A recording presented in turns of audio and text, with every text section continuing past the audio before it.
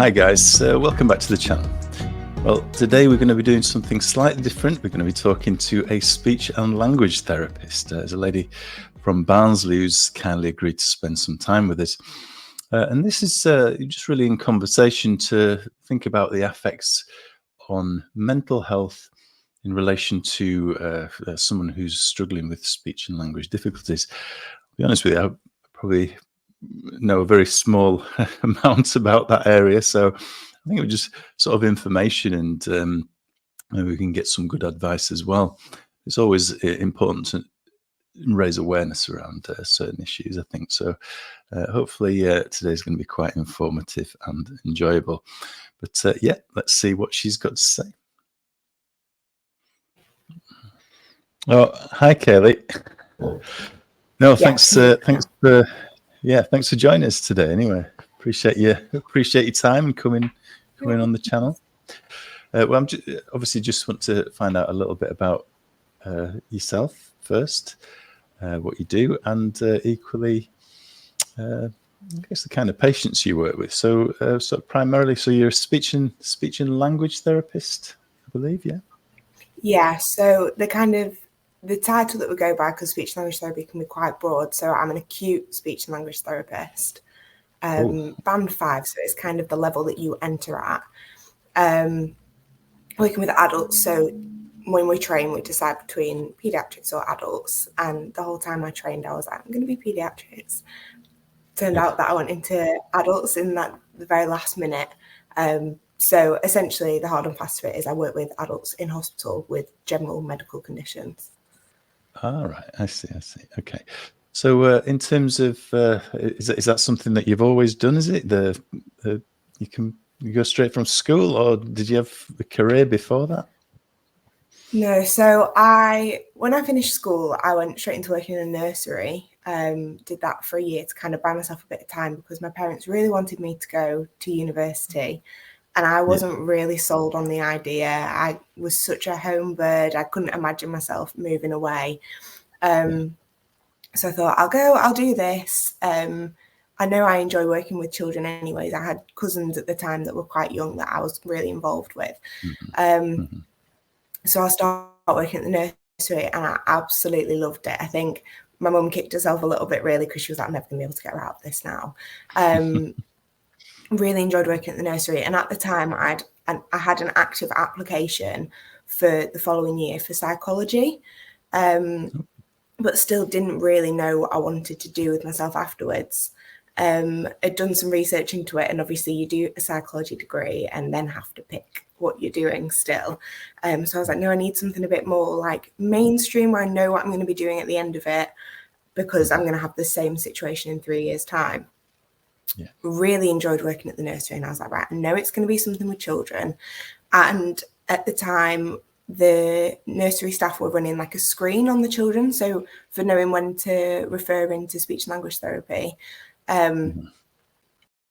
or kind of just identifying the children that aren't meeting their milestones when it comes to communication. And that's something I really enjoyed doing. It was quite like one-to-one. And I was like, oh yeah, like this could be a great path to go down. And my auntie's a speech and language therapist, and she worked in a nursery first too, and I was like, oh, this makes so much sense. I'll just do what she did and hope for the best. So I had my year, went to university, and hated the first year of university. It just really wasn't for me. Living away from home, I'd lumped myself in an accommodation that I just didn't really like, and I was like, this is not it. This isn't what I want to be doing. My parents had kicked me out. They're like, you're absolutely not coming back. You'll stay there and you'll do it. And if you hate it at the end of it, we'll talk about it then. So did the full stretch, thinking, yeah, it's all right. Like, obviously you make friends on the course and start talking about the course, and you kind of like, actually everyone's in the same boat. Nobody really knows what they want to do with themselves. But glad I've not done psychology, because at least speech and language therapy degree, you know what you're going to be at the end of it. So I've made that decision for myself. Have always had paramedic sciences in the back of my head, but I know that I'd work better in a 9-to-5 job than on shift work. So never went into that, but it's still something that I'm like, if I was going to retrain, that's exactly what I would do. did the 3 years, and kind of when it comes to exams, you pick which vein you want to go into. So you can do your adult exam or your pediatric exam. So every exam that I did was pediatric. Really hammered home on that knowledge, knew my pediatric placements inside out. And then for my last placement, I got to pick. So I was like, oh, well, I've done all the pediatric stuff there is to do, so I'll pick an adult's placement. I went to St. James's Hospital in Leeds and absolutely loved it. And I was like, this is what I'm meant to be doing. The like fast-paced environment, the like different person every day. And funnily enough, since I've done that placement, I couldn't imagine myself working with children for speech and language therapy now. It's a lot of playing buckaroo and pretending you're not doing therapy and really you are. Whereas adults want the therapy, they want to be there. It's like it's elective for an adult, isn't it? If they don't consent to the intervention, then you don't do it, and that's it. They don't see a speech language therapist. Whereas for a child, if they don't turn up, it's because the parent's not bringing them. And then it's a safeguarding concern that the parent's not bringing them to therapy, and it's not the child's fault, and a child would receive therapy regardless if the parent wanted them to. And if they didn't want them to, then it's a safeguarding concern. So it's that like the trickiness to the kind of covert workings with pediatrics, whereas with adults, it's very, I want this therapy, I want to do this. And until I say I don't want to do this, we can do it. So that's how I ended up in speech and language therapy, and I'm that's firmly quite a there. journey, isn't it? So in terms of so that sense, so there is a different dynamicism there, isn't it? Like you say, when you talk about children and adults, so that sense of sort of responsibility around the parents to obviously bring the children to spot, to identify the challenges that they have. I mean, is that one of the difficult things for recognizing? I mean, the parents, or I mean, how do parents? Obviously, I'm just talking about with young children. How do they sort of know where there's a problem? Because I think sometimes you can get psychological blind spots with your children, can't you, in some ways? Absolutely, you can. So it's actually what I wrote my dissertation on, is who's picking up that these children need speech language intervention, and should there be special training in nurseries and schools, because that's what speech language therapists rely on, is the school system to pick up that the child's not meeting their milestones at an appropriate age. But obviously, people that work in nurseries and schools aren't specially trained in identifying these things, and should it actually be implemented, or should there be a kind of criteria that we should look at specifically for speech and language intervention, because it can have a poor prognosis for the child in terms of their learning and the rest of their development if they're not able to understand or express themselves. It can cause behavioural complications and things like that. So at the minute, we rely on the fact that schools will just pick up that the child is different and that they're maybe having difficulties in other areas if they can't specifically identify the speech and language, and they refer in. It's a system that seems to work. The way that we did our dissertations was, it's a kind of a pitch for research, so we never actually researched it. So I couldn't tell you whether or not it comes up.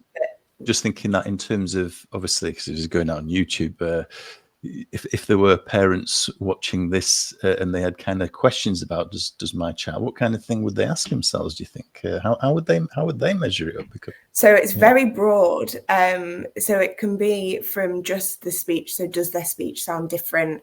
Are the cute things that children say? You know, every child says things wrong. Are they sticking around a bit longer than you think? Do they sound different to their friends? But it can also be the understanding side of things. So does your child only appear to understand that you're leaving the house when you are grabbing your coat, grabbing your keys and walking towards the door, when they can see those situational cues? And actually, if you were to say something to them completely out of context, they just wouldn't really get it, because a lot of children are really good at masking, and they realize that they're different to their friends, and that in school, if they follow what their friends are doing, or if they look very closely at people's body language, actually they'll get a better reaction from people, and that's what I'm supposed to be doing. So it's looking for that. Do children only understand contextually when you're doing something that hints towards what you want them to do? And are there actually other situations? But then we also have things like there's children that can take things too literally. So if you were to say, we're leaving the house in 2 minutes, they start watching the clock. exactly 2 minutes, and they don't understand that flexibility, or it's hard to think of examples on the spot, but missing that like reading in between the lines, which for children doesn't come until a much later age, but it's kind of keeping a close eye on what other children are doing. Yeah. But I think the real difficulty we have is first-time parents who don't have that comparison.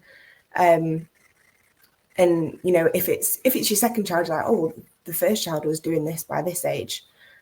Whereas if you're not too sure, then it's just a case of, oh, well, every child is different, and schools will say that to be reassuring, but really it puts them on the back foot because it's covering up a problem. I was going to say, and so it's like you say, there's a thing about assessment. I think in, you know, across all professions, isn't it? Really, you know, when you're talking about that kind of potential blind spots and responsibility, when do you make interventions?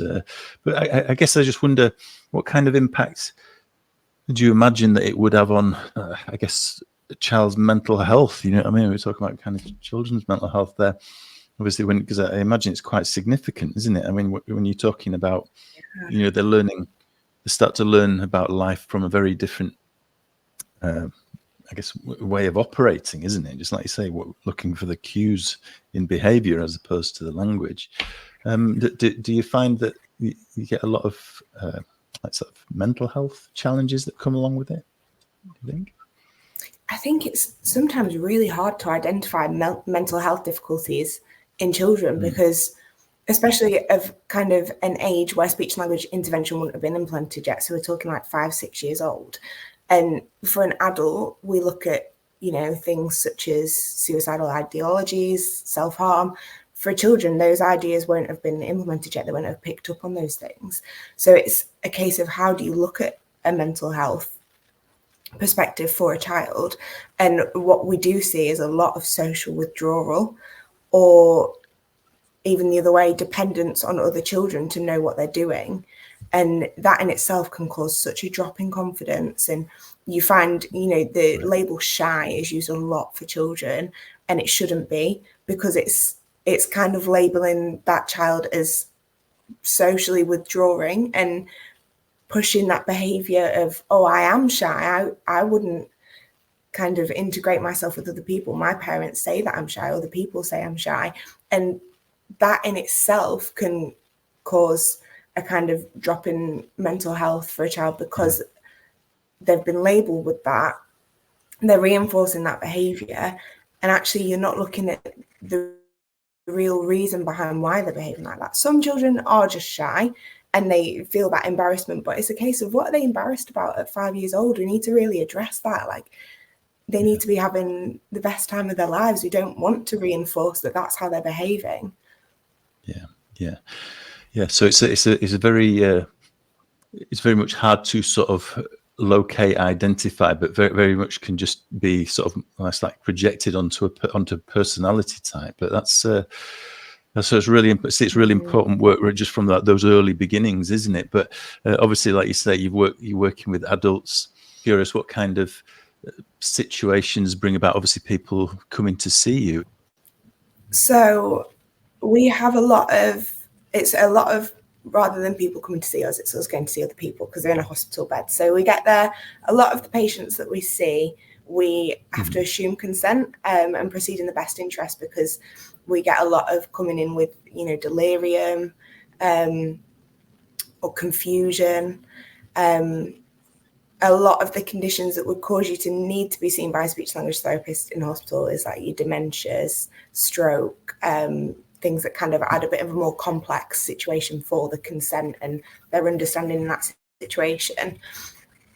I think the main thing to think about is a hospital's not a nice place to be. So even for the person with the best mental health in the world, they're probably not having a good time. And it's that consideration of, are they not having a good time now because they're in hospital, or are they not having a good time in general? And this is actually the first person that they've been able to speak to about it because they live on their own, or they don't usually have healthcare professionals in and out of the house, or, you know, the people that they do live with, they don't feel like they can talk to you about it. And all of a sudden you're in this clinical setting where there's lots of people to potentially disclose to, and it's just being there when they're ready and being aware that if they're in hospital, it's probably a huge change of pace for their life. So people that have come in with strokes, that's dealing with this kind of unraveling of a medical condition, how it's happened, could it happen again? Am I going to have permanent damage for this? I don't myself work directly with the stroke team because we have a team of speech and language therapists, especially for stroke. But we see a lot of people that have had a stroke previously and then have been readmitted with something new. And you kind of, your mental health center in your brain can be affected by a stroke in itself. So we see a lot of kind of what we call inappropriate emotions. So people are very overly upset all of the time. And they, a lot of the time, they're like, I don't know why I'm being like this. You know, I'm not usually like this. And it's the actual brain damage that can cause that. So we kind of, I think we double up as psychologists a lot of the time. We do have a great psychology team, but they're not there at the time that the patient's ready to speak. And they may not always be the professional that the patient's chosen to open up to. And, you know, with a lot of some of the long-term stay patients, or we do have a lot of what we call repeat offenders, so people that unfortunately get admitted quite a lot to hospital and they're known to our caseload, that you build that relationship with someone and they may feel more comfortable telling you than telling someone else. And it's just a case of making sure they're getting the right help. Unfortunately, we do get some attempted suicides admitted, and that's really kind of a sensitive subject, because if someone's made that decision to end their life and now they're in hospital with conditions induced by attempting that, it's now a poorer quality of life, and they're finding out from us that maybe they can't eat and drink. So a bit more background on speech and language therapy is if you're working with adults, a lot of the time you're not doing speech and language, you're doing eating and drinking difficulties, because we cover the anatomy of the head and neck. So a lot of conditions impact your swallowing. So if you've got brain damage caused by asphyxiation, neck laceration, things like that, it can have a real impact on your swallowing. So then it's a case of actually now you might be tube fed for the rest of your life. And it's really approaching those conversations with the positive outlook of at least there's a way we can get around it. It's not going to be the same, but if there's things we can do to help. Yeah, it's a massive adjustment, isn't it? I think in life, and I think just you know, like anything like that, there's so, like you say, so you're having to deliver that message, and you mentioned about sort of repeat offenders. Repeat offenders. I use that term, sort of repeat offenders, but people who keep coming back. Is that because of a lifestyle choice? Is it, or a? Yeah, so that'll be things like. It can be sometimes. It can be perhaps we've told them so we look at diet modification. So sometimes when you swallow fluids, because they're so thin and slippery, they can go into your airway if your swallow's not doing what it's supposed to be doing.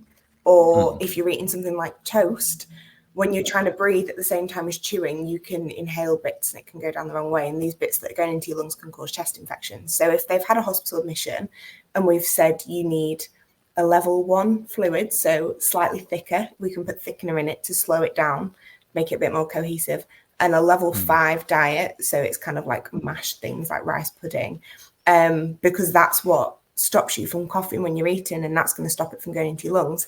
And people can rightly choose to do that against our recommendations. It's continuously going into their lungs. They're continuously getting aspiration pneumonia and chest infections. Therefore, they're having new hospital admissions. So for our team especially, we see that quite a lot. It can also be things like people with dementia living in care homes let themselves get dehydrated a lot of the time because they forget to drink water. And it can be just a lot of repeat admissions for rehydration. Yeah, I was going to say in terms of family members, because again, if you have a family member or something like that that's trying to encourage something? I mean, do you find it hard? You see it's hard for family members to try and encourage people to do the right thing, so to speak?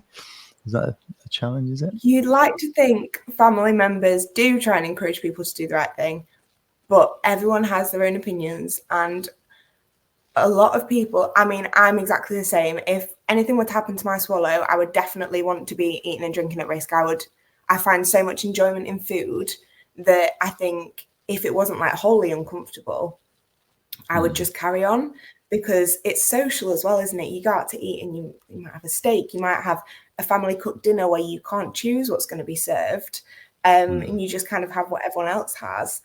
And a lot of people have this interpretation that if someone isn't eating and drinking as normal, they're not having as good a quality of life as they could do. And a lot of family members want their loved one to continue as normal. And we do see a lot of patients that we've been recommended, like a pureed diet or a soft diet. Families will still bring biscuits to the bedside, even though they can't have them, because for them, they think, it's not nice to have a pureed diet, but actually, if you're coughing and spluttering and almost choking every time you have a piece of toast, it probably is a bit nicer. So there is a time and a place for eating and drinking at risk where we ignore the recommendations and say it's up to you for quality of life. And everyone with capacity has the right to choose whether or not they want to do that. But there is also a time and a place for making sure someone's safe and they're sticking to the recommendations and educating them and the family that actually it's not going to be comfortable to be coughing every time you eat, and it's not comfortable to be in hospital. So if you could maybe just not even change the things you're eating, because a lot of the things you can just modify. So chips are considered like the far end of the scale. Your swallow has to be 100% normal to have chips, because they've got like hard, crispy ends. They're a bit claggy in your mouth. They're really difficult to swallow. But if you chopped the ends off, soaked them in gravy for a really long time, they would be much easier. So it is just, how can I change what I'm having as opposed to taking things out? Yeah. I see what you're saying. So it's a lot of adjustment consideration, and families can kind of help with that just by getting on board with that. Well, I guess the program in some ways. In terms of, I guess, like the long-term effects of it, because again, I guess when you're talking about any kind of, if you were thinking about a chronic health condition of whatever kind, it's quite a big adjustment mentally, isn't it? In some ways, do you find that? I know you say you work a lot with dementia in that regard, and that's probably a different aspect, isn't it? But you find that people can live with these circumstances? Is it a big adjustment psychologically? Is it?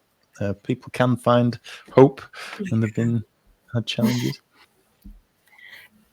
Psychologically, it's a huge adjustment. Everyone's got that, well, I can't go out to eat and drink with my friends anymore. We are so social around food, like I said. It's more that I use the tagline a lot, just try it for a few days and let me know how you get on. Because you find that once someone starts snowballing the adjustment and figuring out, actually, I can do this, I just need to change this,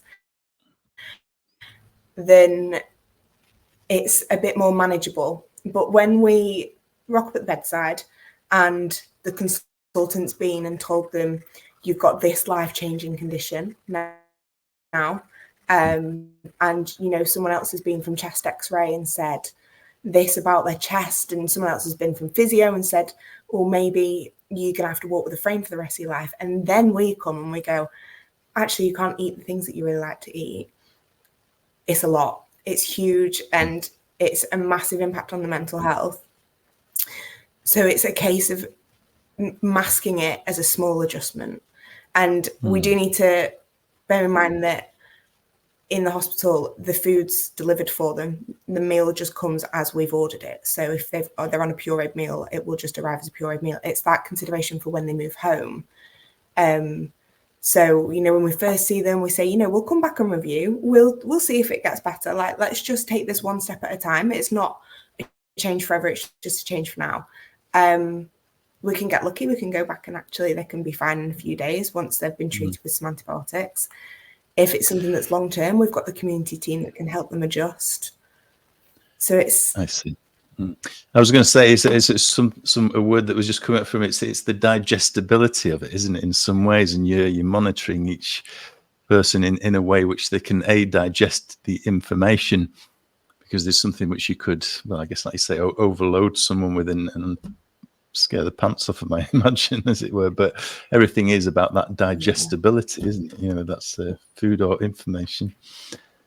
We do communication. I mean, swallowing takes the priority because of the risk of choking, but we do communication. So a lot of the time, digestibility is our bread and butter in terms of we have picture communications. If someone's not understanding, we've got easy read leaflets for them. So a lot of the time, if there's bad news to be broken to someone with communication difficulties, we get the brunt of it because we have to attend to support in breaking the bad news. So I do think in some ways we kind of operate more in tune with that psychological side, and how is this going to affect this person when they take this information on, and how can we use pictures to present this in a way that doesn't seem too harsh but gets the idea across. So we don't want to attend and say to a patient, you can't eat and drink anymore, and by saying eating, we're pointing at a picture of someone chowing down on the best looking hamburger you've ever seen in your life.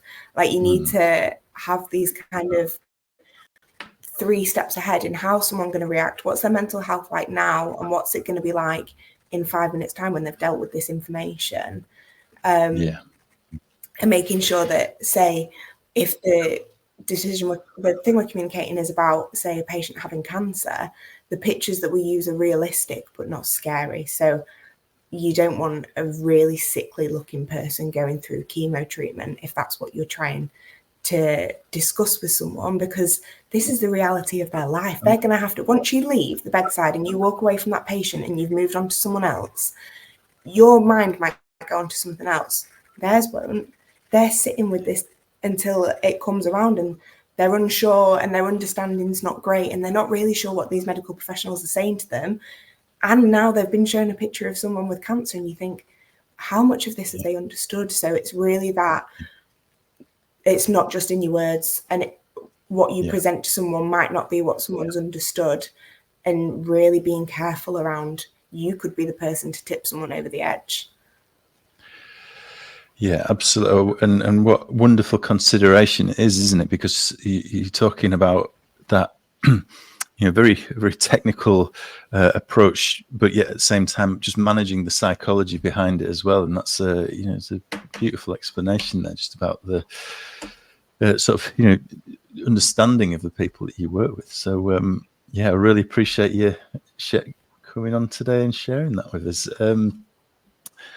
It's been fascinating. I think just one more thing for myself. Obviously, just one more question. It was just really about, because I know, like you say, it's people maybe like if they've had a heart attack, and it's the effects of that, or maybe someone's kind of developing a dementia. But will there be people sat at home, adults, who could benefit but don't realise that they could require your services? Is that? 100%. Or do they? Is it a case that? So we get a lot of admissions where they've been coughing when they're eating and drinking, so the nurses have referred them to us because they think it's going down the wrong way, and we'll give them a glass of water. They'll really cough and sputter, and we go, "Oh, has this been happening a long time?" And they go, "Oh yeah, it happens all the time. Not just since I've come in from hospital, but we're the first people to see them with the experience to know that this is a problem." So if you are coughing every time you eat and drink, that's a problem. It is an indication that it's going onto your lungs. So you've got, right by where your vocal folds are in your airways, you've got loads of different nerves that will sense if something's down there. And that's what makes you cough, to move it out of the way, because it's not supposed to be going in your windpipe. So if you're having something to drink or something to eat and it's making you cough and you feel like it's going down the wrong way, it's an adverse effect. It's a sign that it is going down the wrong way. And there are things you can do. You can soften your diet, you can add gravies. thickener for your drinks needs to be prescribed. It's not just something you could try. But if you're, say, having a smoothie and actually you're not coughing on that, but you're coughing on your cup of tea, it's a thicker consistency. So it might be a sign that actually your swallow's deteriorated, and it can deteriorate for loads of different reasons. If you go to your GP, they can refer you through to your community speech and language team. Right, that's the stuff, and I think it's just that awareness, isn't it? It's just that awareness, because again, if what you're saying is people might be sat with it for years and just not see it as an issue, or like you say, if you have someone in your family that you can see that, then it's just a point of consciousness, isn't it? I think, which is really helpful. But thanks for your time today, Kayleigh. I really appreciate you coming on the channel, and it's been fantastic. Keep up the good work. And thank you. Thanks for having me. It's been great. All right. Okay. Well, I wish you all the best, and well, maybe catch up with you soon then. Okay. Take care. Okay. Take care then. Bye. Bye. Yeah. So it's a really interesting conversation there with Kayleigh, and yeah, really useful information about the challenges of, I guess, someone going through. I mean, it's not something we necessarily think about on a day-to-day basis, but if you know anyone in your family, or and friends that you see might be struggling with such issues, then I guess it's good to have a little bit of awareness.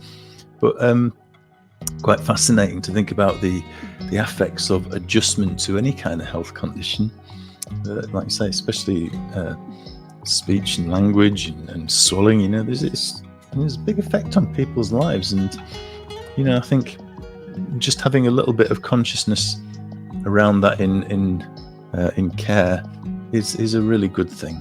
And well, I hope you found it useful anyway. I really enjoyed speaking to Kayleigh.